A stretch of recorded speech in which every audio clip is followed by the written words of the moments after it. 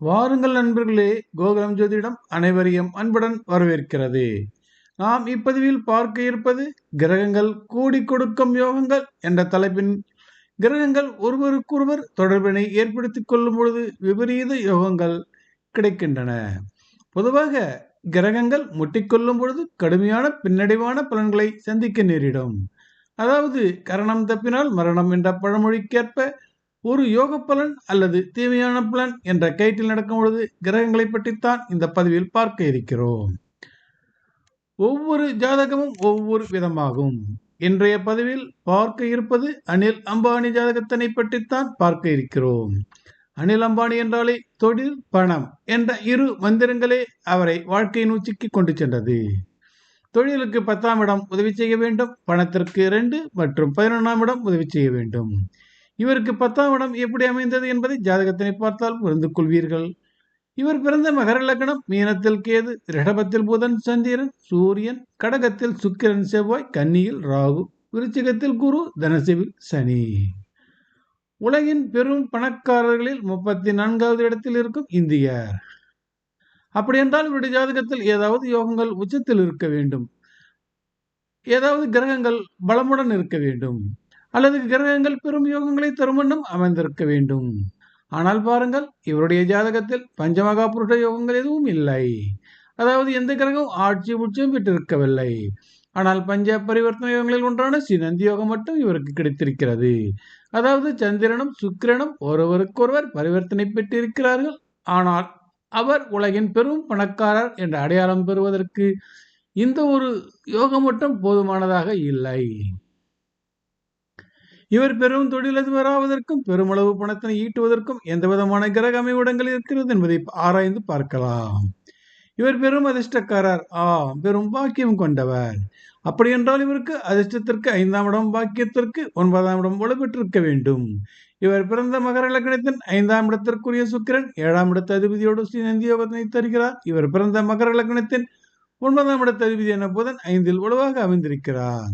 5ஆம் இடத்தின் பலன்களை பார்ப்போம். மகர லக்னத்தின் 5ஆம் இடத்தோன் ரிஷப சுக்கிரன், ரிஷபத்தின் 5ஆம் இடத்தோன் புதன் அமைந்திருக்கிறார். ரிஷபத்தின் அதிபதியான சுக்கிரன் கடகத்தில் அமைந்திருக்கிறார். சுக்கிரன் அமர்ந்த 5ஆம் இடத்தோன் செவ்வாய் இணைவனை பெற்றிருக்கிறார். நாம் அடுத்ததாக 9ஆம் இடத்தின் பலன்களை பார்ப்போம். மகர லக்னத்தின் 9ஆம் இடத்தோன் புதன் 5ஆம் இடத்தில் ரிஷபத்தில் அமைந்திருக்கிறார். அதாவது கன்னி வீட்டு அதிபதி தனது வீட்டிற்கு 9இல் அமைந்திருக்கிறார்.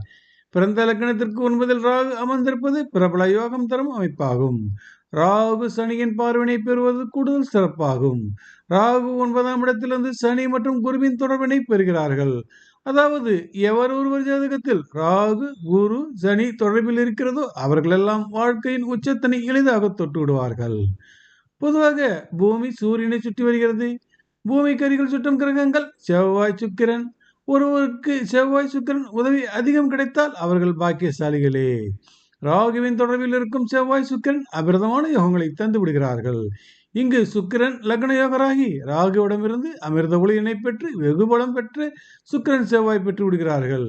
அதாவது பாக்கியத்தில் அமர்ந்த ராகு சனி குரு செவ்வாய் சுக்கிரன் ஆகிய கிரகங்களின் தொடர்பினை பெற்று விடுகிறார்கள். ஆனால் நாம் இப்படித்தான் பொருள் கொள்ள வேண்டும். அதாவது ராகுவிடமிருந்து சரியான அமிர்த ஒளிகளை சனி குரு செவ்வாய் சுக்கிரன் ஆகியோர் பெற்று பலமான யோகங்களை தெளிவாக இவருக்கு கொடுத்திருக்கிறார்கள். ராகு தனது கேதுவின் மூலம் புதன் சூரியன் சந்திரன் ஆகியோரும் தனது கட்டுப்பாட்டுக்குள் கொண்டு வந்து விடுகிறார். இதனை இப்படித்தான் பொருள் கொள்ள வேண்டும். அதாவது புதன் சூரியன் சந்திரன் கேது ராகுவின் தொடர்பில் இருப்பதால் வலிமை பெறுகிறார்கள். கூடுதலாக ராகு சூரியன் தொடர்பினை பெற்றதால் இயற்கையாகவே ராகுவிற்கு பலம் அதிகம் கிடைத்து விடுகிறது. இன்னும் கூடுதலாக ராகு சந்திரன் தொடர்பினை பெற்றதால் இயற்கையாகவே ராகுவிற்கு பலம் அதிகம் கிடைத்து விடுகிறது. இதனை எப்படி எடுத்துக்கொள்வது? அதாவது ராகு என்ற கிரகத்தின் உதயமே சூரியன் சந்திரனால் கிடைக்கும் அமிர்தம் நிரம்பிய ஒளி என்பதால் ராகுவின் நேரடி தொடர்பானது சூரியன் சந்திரனுக்கு கிடைத்ததால் ராகுவின் பலம் அதிகரிக்கப்பட்டது. அப்படி பார்க்கும் பொழுது ராகுவின் பலம் பொருந்திய பார்வையினை பெறும் எல்லா கிரகங்களும் அசுர பலம் பெற்று விடுகிறார்கள். இவருடைய ஜாதகத்தில் எந்த பெரிய யோகங்களும் இல்லை என்ற போதிலும் உலகின் பிரபல பணக்காரில் ஒருவராக இவர் பரிமளிக்க முடிந்ததற்கு ராகுவே காரணமாகிறார். ராகு பாக்கியத்தில் அமர்ந்தது, ராகுவின் தொடர்பில் சனி குரு பெற்றது, ராகுவின் தொடர்பினை சுக்கிரன் செவ்வாய் பெற்றது, ராகுவின் தொடர்பினை கேது வழியாக புதன் சூரியன் சந்திரன் பெற்றது. அடடா, ராகு செய்யும் மாய லீலைகளை சொல்லிக்கொண்டே போகலாம். என்ன நேயர்களே, ராகுவின் லீலைகளை பார்த்தீர்களா? மீண்டும் பிறிதொரு பதிவில் சந்திப்போம். நன்றி, வணக்கம்.